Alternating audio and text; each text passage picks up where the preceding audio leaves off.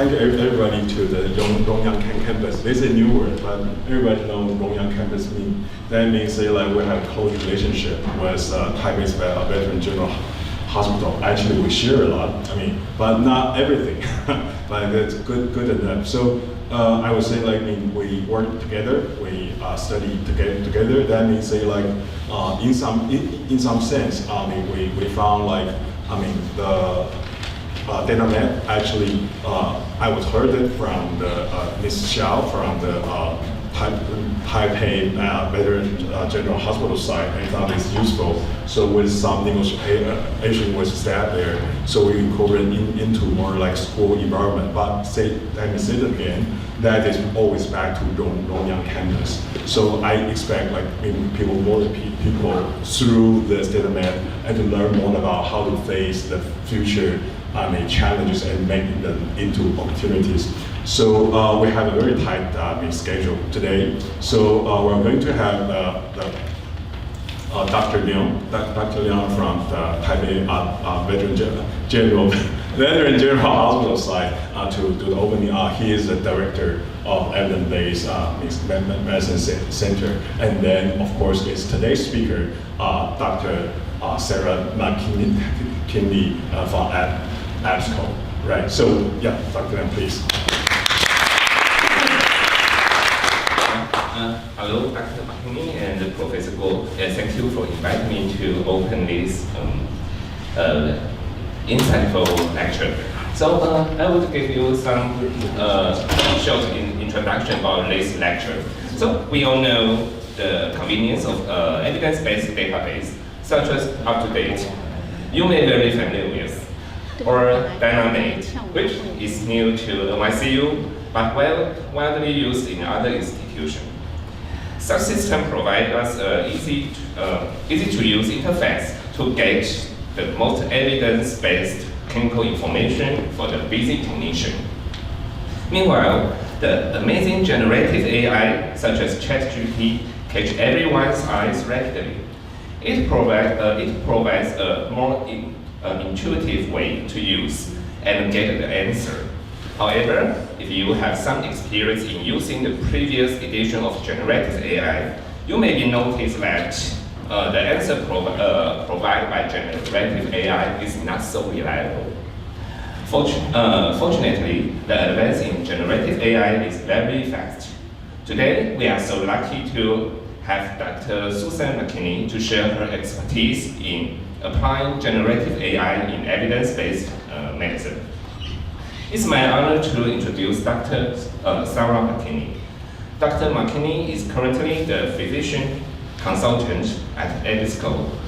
She is also a primary and critical care physician in Colorado, USA, with about 20 years clinical experience in clinical medicine. So I believe it will be a very, very insightful and experienced journey to learn in the following 1 hour. So let's welcome Professor Sarah McKinney. Thank you very much. Can you hear me okay? Yeah. Great, thank you. I'm really looking forward to this opportunity. I, like everyone, am very excited by the possibilities that generative AI have in evidence-based medicine and also in teaching to medical students. So thank you for this opportunity. Here's a little agenda for what I'd like to go over today. I want to start with a few definitions so we have some common language. Look at the potential for artificial intelligence in evidence-based medicine, all the way from generating new scientific evidence to summarizing evidence so it's more accessible, all the way out to disseminating it to frontline clinicians in their workflow so it's easy to access, and directly to patients.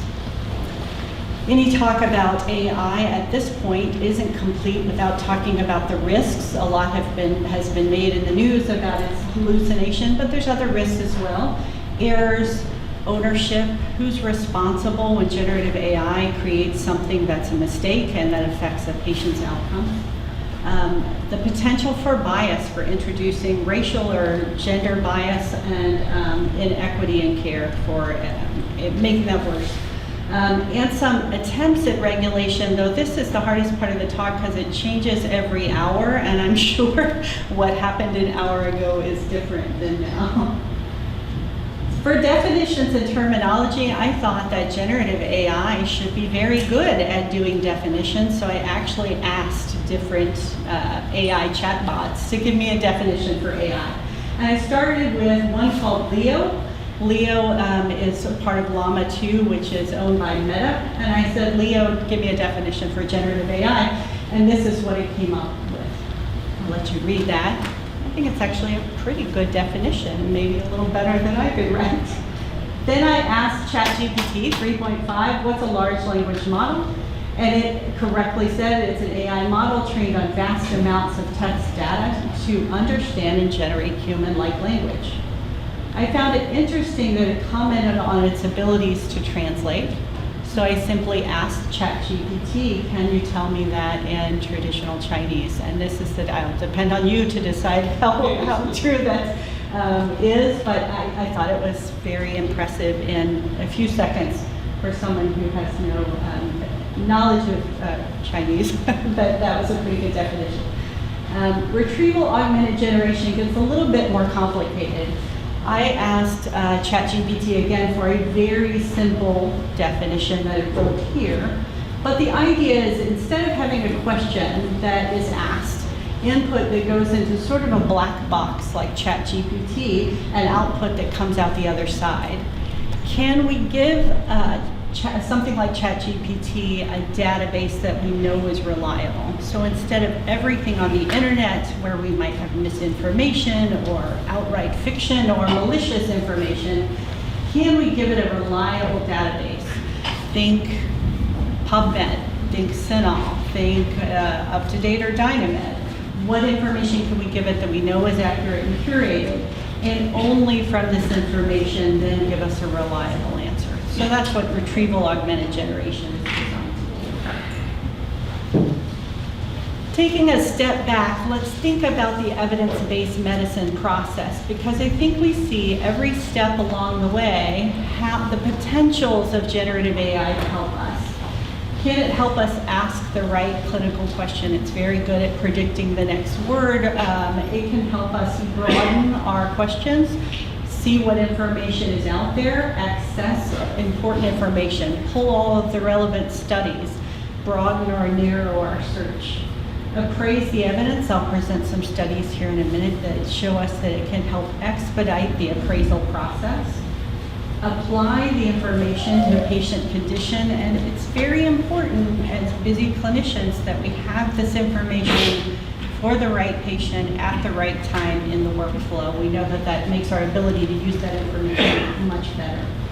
And then to assess the outcome. Can we use generative AI to see, we've put evidence-based medicine into practice, how is that affecting our patients' outcome? So then turning to generative AI, let's look at some of its abilities to help in that generative process. I'll show you a study on background literature searches, and I'll show you some information on data extraction from large data. The way we do medical science is changing as we have large databases, as we have electronic health records. It may not be the classic randomized controlled trial, and how can generative AI help us with that? Aggregating and summarizing the available evidence. We know that 50 years ago, it took 5 or 10 years for all of our medical knowledge to double. In 2020, it was about 3 months for everything we know in medicine to double. That's such a rapid pace that the old days of doing a journal club and talking about one article of clinical interest isn't going to be enough to keep us current as providers. Can generative AI help us in that by doing literature surveillance, by doing systematic reviews? So to get into a couple of the studies, and there are many, many studies here, a couple that I picked that I think were particularly helpful. This one I liked because it's a critical care topic. This group decided to say, can ChatGPT help us write a background for our paper? We have a new study, we're talking about acute renal failure in sepsis. Can it help us summarize the literature, identify knowledge gaps in the current literature, and write a background summary? They also asked human researchers with various degrees of experience, from early career researchers to established researchers who had several publications, to write similar backgrounds. And then they had researchers from several different fields of study review the ChatGPT ones and the human ones. They were blinded to which was which. Could they differentiate? And how did they assess the quality of the background? And this is their findings. I'll let you read it for a minute. First, they were unable to differentiate. They couldn't tell the computer wrote this one and a researcher with 50 years of experience, 30 years of experience wrote the other. When they looked at researcher 1, researcher 2, ChatGPT, and said, did this summary tell me why the topic is important? This is a scale of 1 to 5. 1 is I really don't find this very helpful. 5 is this is the most helpful background I can imagine. You can see that researcher 1, which is a more experienced researcher, 3.6 versus 3.67 versus 4.5, so darn near perfect scores on the ChatGPT. What's already known in the field? Again, ChatGPT scored the best. What is the knowledge gap between what we know now and what science needs to accomplish? You can see the difference in the scores. The aim of the study, closer, but still ChatGPT 1. So based on this, they had higher quality scores. I think the advantage of this to researchers is it obviously needs review. I don't think we're suggesting ChatGPT to start to write all of our papers, but can it help the researchers identify studies more quickly, identify gaps in knowledge, and then direct their resources, their limited resources, to generating new science? It's interesting, I think. This one is written by a rheumatologist, and it's more of a review of what's possible than a data generating study. She looked at the classic sort of hierarchy of scientific evidence, and currently we put the most weight, understandably so, on randomized controlled trials and on meta-analyses and systematic review. There are many advantages to randomized controlled trials that really let us have insight into cause and effect because of how we can control for different variables. But there are limitations too.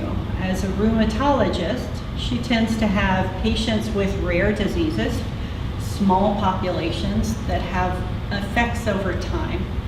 And those are challenging to study in randomized controlled trials. A patient that's enrolled with a rare disease, it may take decades to enroll enough patients to have statistical power. So she and her co-authors suggested that using electronic health records, which generate large volumes of data, anywhere from demographic information to vital signs, labs, imaging tests, would allow researchers to pull out all the patients with a rare condition, say dermatomyositis, and look at those patients and identify patients that were treated with treatment A over time had maybe different outcomes than patients that were treated with treatment B. She pulled out a couple of ideas about how observational data, real-world electronic health record data, versus cohort studies, versus clinical trials could be applied. It's an interesting article, but even if we just look at generalizability, a randomized controlled trial has specific inclusion and exclusion criteria that your patient you see in clinic may not fall into. They might not have been included to the study. Can that information be generalized to your patient? Maybe so, maybe not. But the EHR might help us broaden those inclusion and exclusion criteria. It also lets us look at dirty data. So instead of very pure, every patient has this lab test, some do, some don't, but we gather different information. From clinical notes, how's the patient doing, instead of a score given by a researcher. So I think a lot of potential for diseases that have been neglected by randomized controlled trials. I want to talk a little bit about machine learning and deep learning because you see those terms all throughout the literature. Machine learning has been around for a while, and I think of it as we want to teach a computer to help us identify what's a car. First, a researcher has to sit down in machine learning and say, this is a wheel, this is a headlight, here's a steering wheel. And based on that, we can train a model to say, okay, these 20 things I've been shown are a wheel. I see this thing has a wheel. Is it a car? I'll also look for a steering wheel. I'll also look for a windshield wiper. And only then can it determine, okay, this is a car or not a car. It's not what we're interested in medicine. We're interested in, is this a randomized controlled trial about a treatment for diabetes, but same principle. Deep learning takes this initial human categorization. So you think of library science, I have to identify the journal, the year, the author, the mesh terms, all of the things that identify a study, and that takes a lot of human input. Can the machine do that for us and give us car, not car? It's tricky because we have no idea what the machine is using to identify a car. Is it using wheel? Is it using steering wheel? Is it creating something we don't understand? But that's the difference between deep learning and machine learning. And we grade it and give it feedback until it can 100% of the time or close to identify car from not car. I want to use that example to talk about this study. This study is from the guys who do McMaster Premium Literature Service. So this is a literature service that combs through the medical literature, identifies reliable and clinically relevant articles, and puts articles that don't meet methodologic criteria to the side. So those of us in medical science can find high quality articles without worrying about the ones that don't meet that quality. They currently use machine learning to do this. This is the basis for the information in Dynamed. It comes from McMaster Plus. They decided to use their retrospective information and train a generative AI. They didn't want it to do everything they do now. They wanted it to get rid of any articles that we could tell were bad articles right away, and only give good or probably good articles to the human reviewers. And here's what they found. So they then prospectively used it for the next year. And they compared this model to the way they were already doing things. What's important here is they wanted to miss no good articles. They didn't want a potentially practice-changing article to fall through the cracks. So they wanted 99% sensitivity. They were okay with keeping some bad articles, but not a ton of them, because they wanted to save work. So they came up with a number needed to review using this model of 3 articles. In other words, a human reviewer only had to read 3 articles to find one that was good enough to make it into a product like Dynamed. And they said this saved them 63% workload. I don't know about you, but if someone comes to me and says, I can take away 2/3 of your workload so you can focus on other things, I would be overjoyed. And they said this saved them about 800 man hours based on all of these articles they reviewed, which were about 11,000. So can it do this without a human? Absolutely not. Can it save huge amounts of workload so humans can go through this huge cascade of information very quickly and get information from publication to the bedside in the clinic much faster? Absolutely. And that's very exciting. Same thing for, this is a database for COVID literature. So this is an example of during COVID, things were published in non-traditional ways. They didn't go to New England Journal and have the same peer review because we needed information very quickly because there was no information out there. They use a generative AI machine learning way to keep what's called a living systematic review. Good articles of high quality available for clinicians. Some of them were very small, some of them were anecdotal, but they could get rid of things that were misinformation and noise very quickly. And I think that's exciting, especially as pandemics may become a part of our future. Little pause, little changing gears here. So the current state of AI in medicine is reviewed nicely in this New England Journal article. If you want to keep current with AI in medicine, I think New England Journal started with a series of articles called AI in Medicine in New England Journal. They added a podcast onto that where they interview leaders in the field. Wonderful. They had one from MIT who was absolutely wonderful, who has some wonderful things to say. They've realized that's not enough, and they're coming out with a new journal called NEJM AI to try to keep up with this. They wanted to review the emerging use of AI in healthcare delivery and see sort of where we're doing this. Medicine is very different than business and financing. For a bank to use generative AI, it's helpful to be the first one on the block to have the new toy. In healthcare, we need to use caution. Using erroneous information to take care of patients is obviously a problem. So this review was helpful in seeing where we stand. Where evidence-based medicine's focus is clinical analysis of information, quality and safety, and value-based care. We're not worried with billing. We're not worried with administrative information. These are our worries. We can see that the potential impact is very high at being able to get crucial clinical information quickly to clinicians at the point of care is very helpful, but we are very early in the process. The key is physicians, clinicians, medical students need to be aware and need to have their voices represented, because no one can really understand how important and how dangerous this information is as physicians can. Why are we slow adopters? You have your own reasons, I'm sure, but we're risk averse, understandably. First, do no harm. We don't want to hurt patients. Privacy and security concerns. There's certainly instances where people put private information into ChatGPT and it spit it out on the other side of the world. We can't have that happen with our patients' protected information. It's heterogeneous data, so banking information is all the same, it's numbers. For medicine, it's images, it's lab values, it's free text, it's demographic information. Cost and return on investment. Who pays for research if we don't know what we're going to get return on investment? And time and effort on implementation and maintenance. It's expensive, it's resource consuming. Some things we do know is if we can get it in the hands of physicians at the point of care, it's so much more powerful. Just having a computer-based generation of decision support is great. If I have a book in my clinic that tells me these are the ages and a vaccination chart on the wall that I need to vaccinate my patient, it's helpful.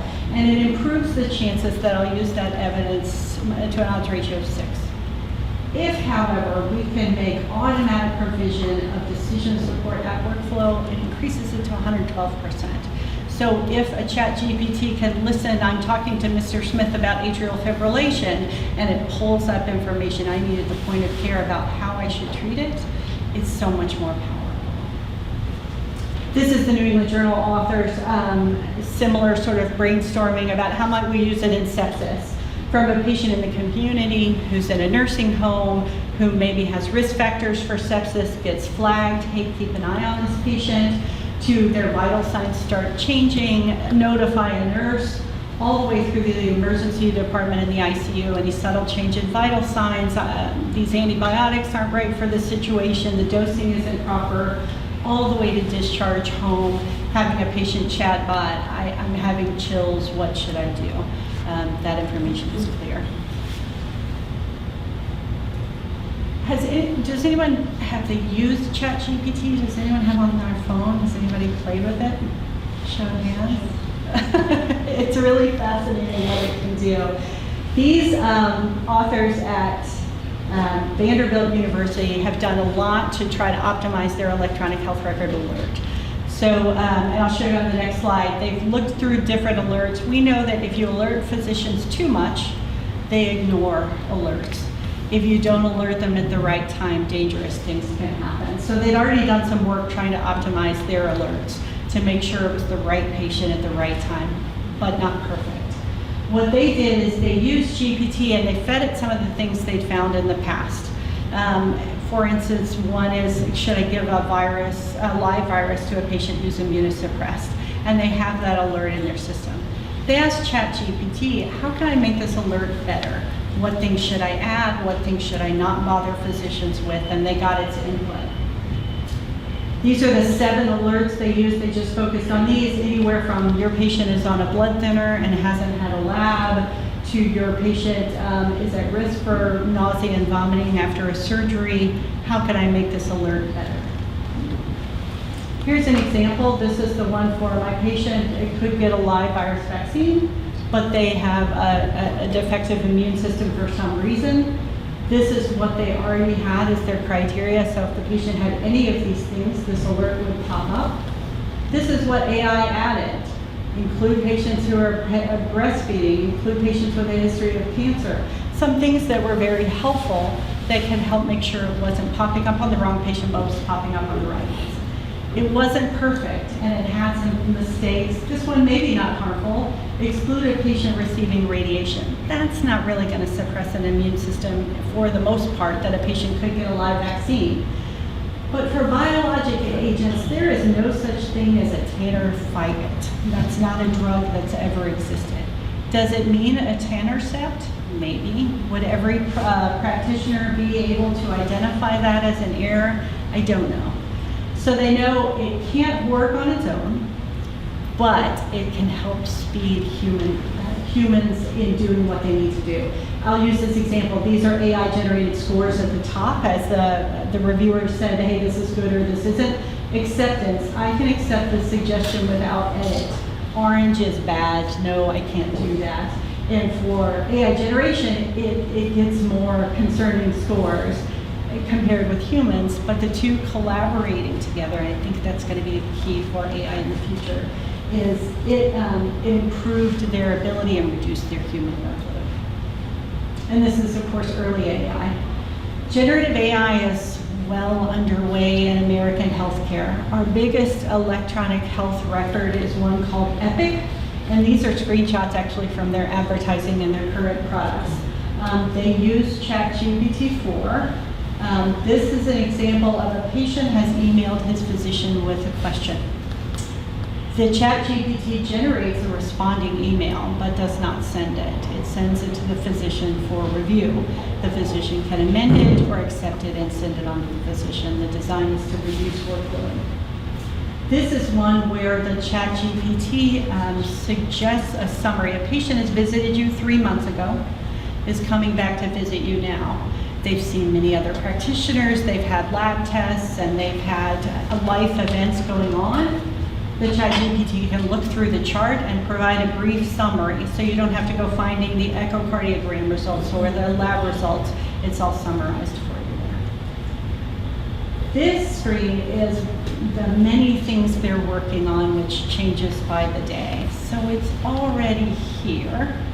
How it's used is going to be key. At this point, it's used very conservatively, always has to have physician review, but does it forget to call up a test result? Does it miss echocardiograms? I don't know, and I don't think anyone knows this. One can see, I'll go back and say, one can see how nice it would be if it did this review and there was a new diagnosis, if it could pull up the current evidence, the current guidelines, the current recommendations for, I see your patient has diabetes, or I see your patient's creatinine has changed. Here are the recommended evaluation or treatment options. Patient communication is one that I think has got a lot of press. This one is from the Journal of American Medical Association that was published in their Internal Medicine one. These physicians took, it was actually an online resource where patients could post in information. I have a rash, here's a picture of it. My knee hurts, what should I do? And doctors would answer. The doctors were anonymous, but this online resource, which is called Reddit, did confirm that these were licensed clinical practitioners answering in their field. They compared those answers online to what ChatGPT could come up with. They put the same inputs in that the patients asked and gave it to ChatGPT. And this is really interesting to me. So they had doctors in 6 different specialties review the answers and say how good were they and how empathetic were they. Did you hear the patient? Did you listen to their concerns? Very poor to very good, not empathetic to very empathetic. The physicians are in the blue, averaging around acceptable, and the chatbot is over here at good or very good. So the chatbot was better. This is kind of shocking to those of us who've done clinical medicine for a long time. To not empathetic for healthcare providers to more empathetic for a chatbot. This isn't a perfect study. These clinicians were busy with 20 other things on their plate. They're not paid to do this. They're doing this sort of out of the kindness of their heart, and this is not their focus of their day. However, the chatbot did a good job.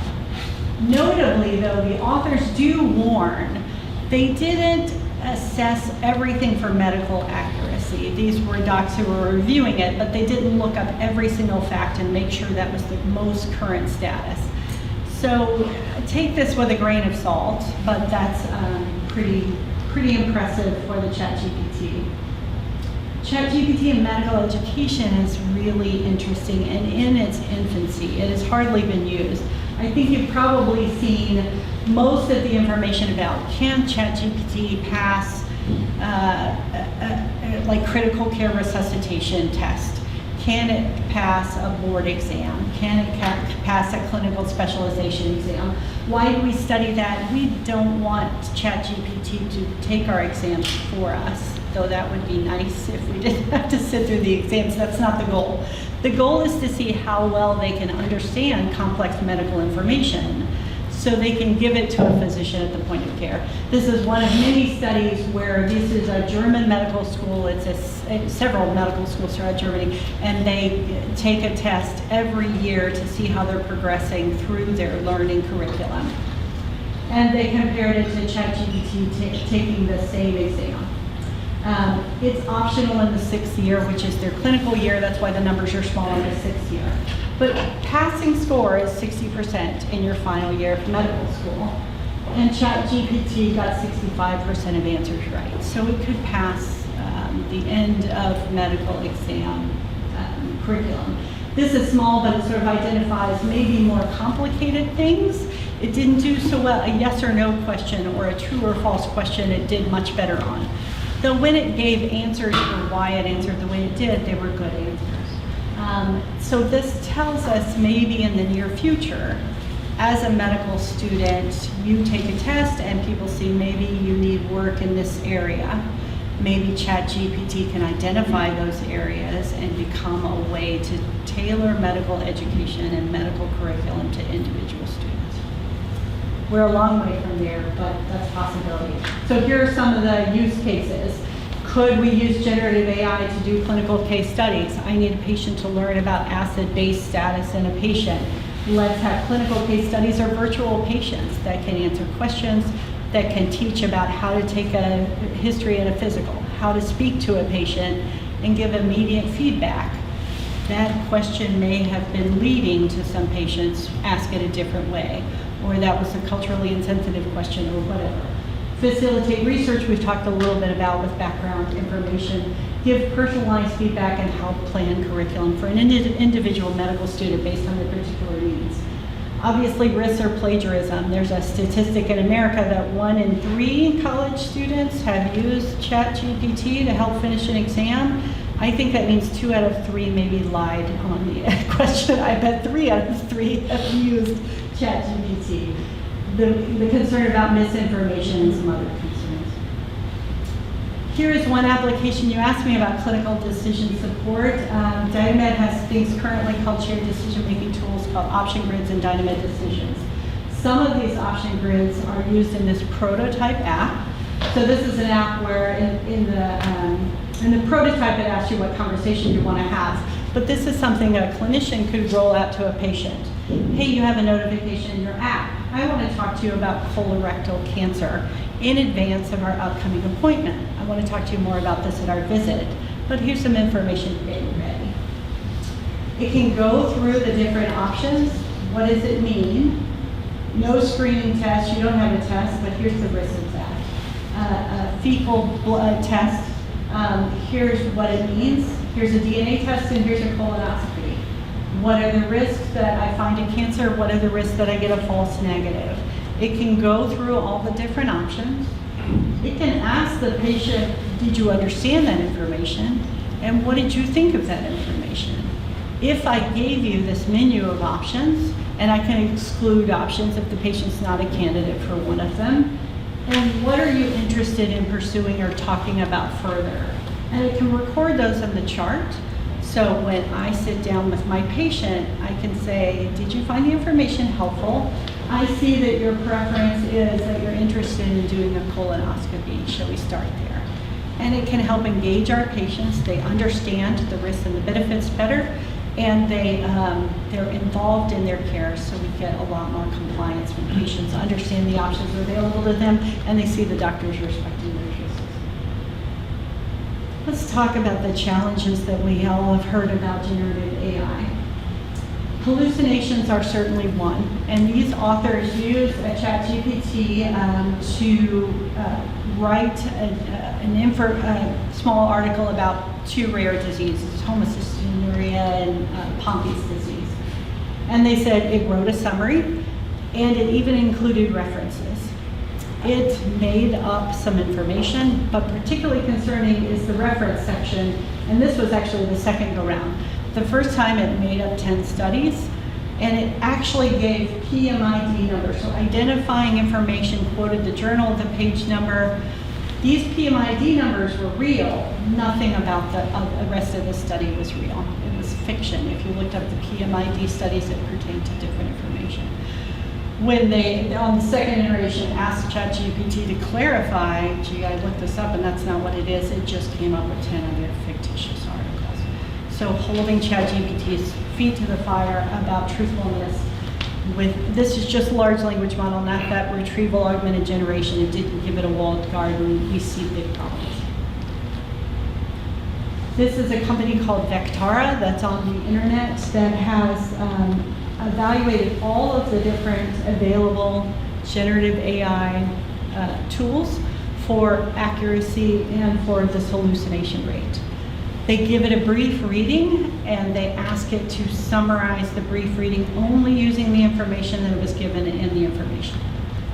They actually used another AI to see how well it did.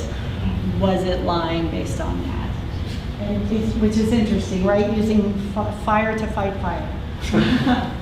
ChatGPT-4 did the best, but that's a 3% hallucination rate.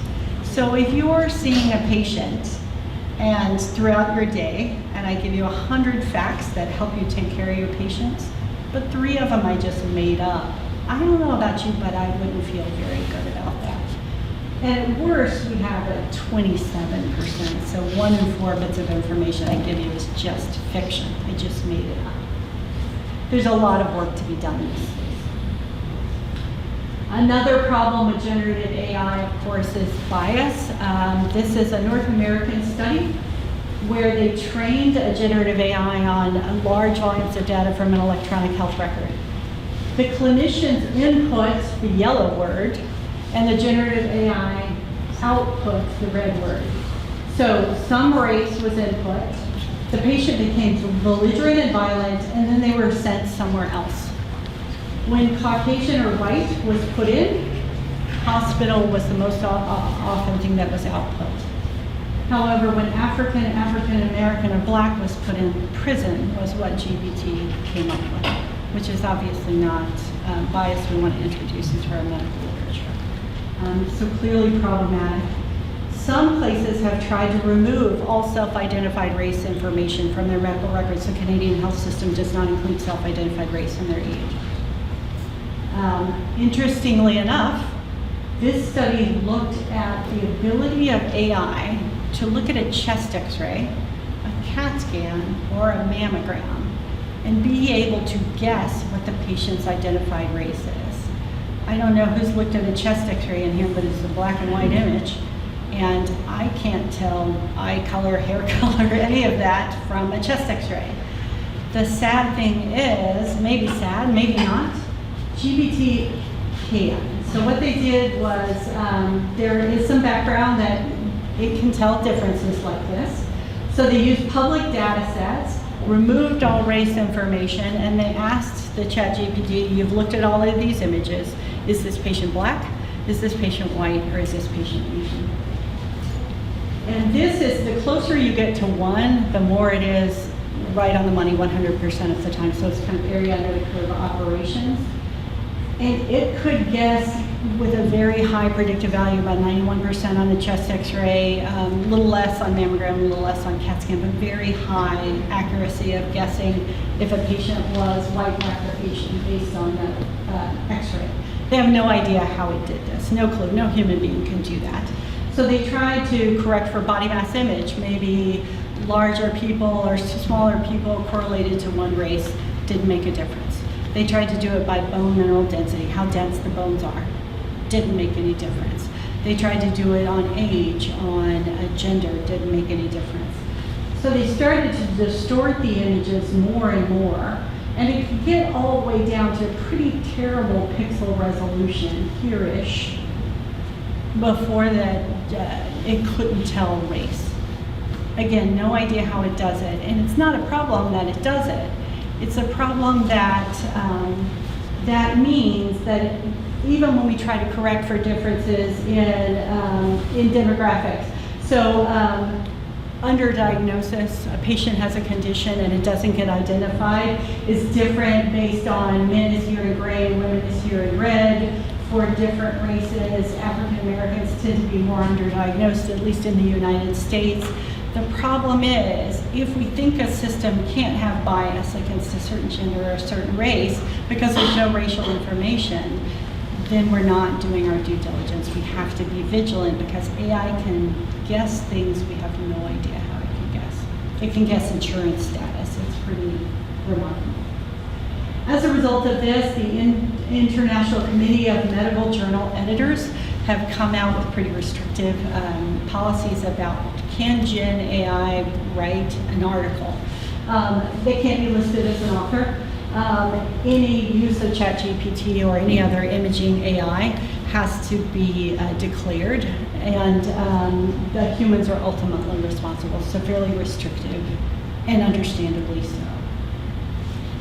This was interesting. This is Medscape Masters, which is a social media organization for physicians in the United States. And they polled physicians. It's not a scientific poll. It's online. You can report or not. How do you feel about AI in your workplace? The large majority are enthusiastic. I think all of us are, considering the possibilities. Some are neutral because the information changes so quickly. I'm not sure we understand it. And a fair number are apprehensive, and I think that that's reasonable. What do you see it being used for? I think the majority hope it will take away the tasks that physicians don't need to do. Administrative, scheduling, documenting things in the record. Oops. Less are enthusiastic about it doing the classic jobs of physicians, diagnosing and treating problems. How concerned are you about AI doing your job, diagnosing patients? Certainly the majority are at least somewhat concerned, and very few have no concerns at all. And will it affect medical malpractice? You commit an error that harms the patient. A lot of people really think it will increase risk. And I think it's a key thing, not only in medical education, but for all of us who are practicing clinicians. As we get used to technology, we can lose our vigilance in it. And I think the importance that we're vigilant, especially when there's a 3% error rate, not such a high error rate, that we get issues. One of the drives has been to have explainable AI. In other words, normally we give AI a job, write an email to a patient, somehow it figures out what to put in there, and it gives us some output. And we don't know the complex statistics it does to come up with the words. There's been more of a drive to have explainable AI. So AI writes a letter to a patient and tells you why. I included this chest x-ray because nobody's called them with the results. I did this, this, and this. But it's very complicated to do that because of our own biases. We have to start looking at how we as humans decide. If someone tells you how they did something and they give you a complicated lecture with equations and statistics, you're less likely to accept that answer than if it reflects your way of thinking of things. There was a great study using pathologists who said, which answers do you like? And they weren't the most reliable answers or the most complicated answers, which are sometimes the best ones. So more simple answers were accepted and trusted, and ones that were more like the way we think were trusted. But AI doesn't work like the human brain, so we get a bias toward things that are like us as opposed to other things. And that's a tricky, we certainly want to know why AI came up with the answers it came up with, but sometimes we just won't understand. Is there a way we can not understand and still verify and trust? This is the slide I found the hardest to make because regulation changes by the moment. This gives you a little bit of an idea of the timeline. ChatGPT came out November 2022, so there were already some organizations that created some policies. The US came out with one recently that the Biden administration put forward that's very restrictive, that they're reluctant to use generative AI unless it can be confirmed, carefully studied, and it's a delicate balance to not stifle innovation, but to protect privacy, security, the workforce. So this is constantly changing, and I know Taiwan has taken a fairly restrictive policy as far as being willing to fund research, and I think that that's wise and understandable. EBSCO, my company, which is a company that prides itself on giving reliable, accurate information to people, says this, that they prioritize user confidence. In other words, they're very conservative. It has to be reliable, it has to be safe before we'll put it forward. This is their official statement, which is, again, it has to protect patients' privacy before it can go forward. There are some things about Dynamed that I think will mesh nicely with generative AI moving forward. I don't think we'll be the first ones in the market to use it, but I think that's wise because I think this isn't one where you want to be on the cutting edge and have harmful effects come to patients. Some of the things that I see as opportunities are when I open Dynamed, I have my recent alerts, and these are studies that are in my field of specialty, that are analyzed and graded, and they're relevant to my practice. So that data, that information, updated by the day, the top study is November 17th, and that's just in my field. Today's the 19th, 20th, when is today? So it gives me relevant information. I think with generative AI, the fact that we provide this relevant information using the McMaster study I said earlier is really going to make us a forerunner. The fact that we incorporate guidelines and resources internationally, we're the biggest clearinghouse of guidelines internationally, so we have international guidelines, we have US guidelines, we have guidelines from Japan, Taiwan, Hong Kong, that other resources like we have don't include. And having those guidelines in there for generative AI to pull that information is very helpful. Study summaries, so instead of just a bibliography at the bottom with no information about the study, Dynamed, my favorite thing about Dynamed, having used both up-to-date Dynamed and many others for my clinical practice, are these studies. So here's a new study, a patient with pneumonia and septic shock that I have in my ICU. Should I use steroids or not?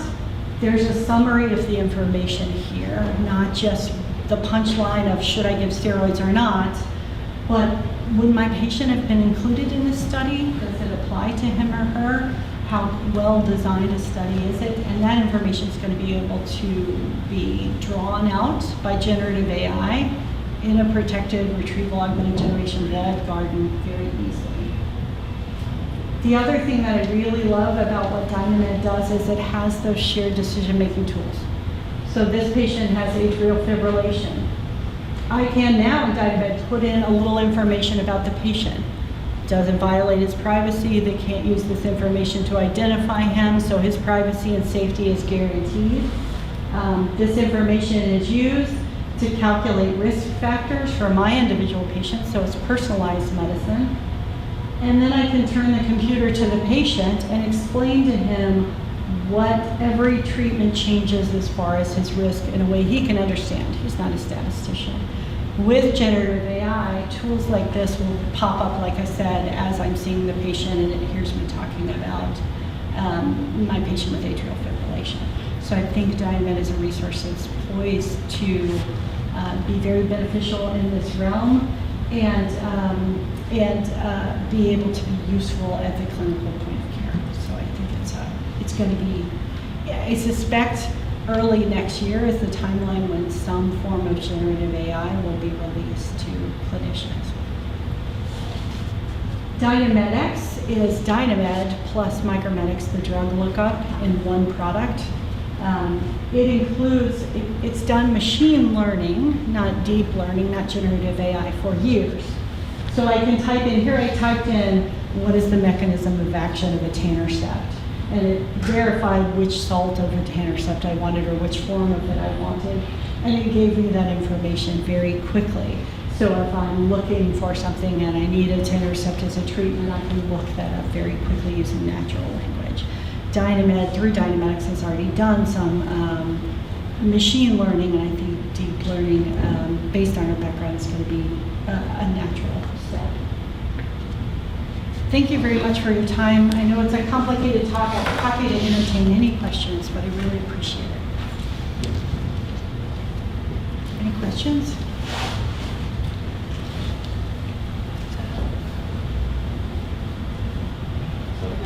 Great, thank you very much. Let me start the first question. So, thank you for your excellent talk. So, do you think, maybe I have two questions. So, do you think, because some of my colleagues tell me, oh, you don't have to teach the younger generation to how to write the review article, especially the systemic review, because after several years, AI will replace the systemic review. So how about your opinion? And the other question is, you introduced several models of generative AI. So how confident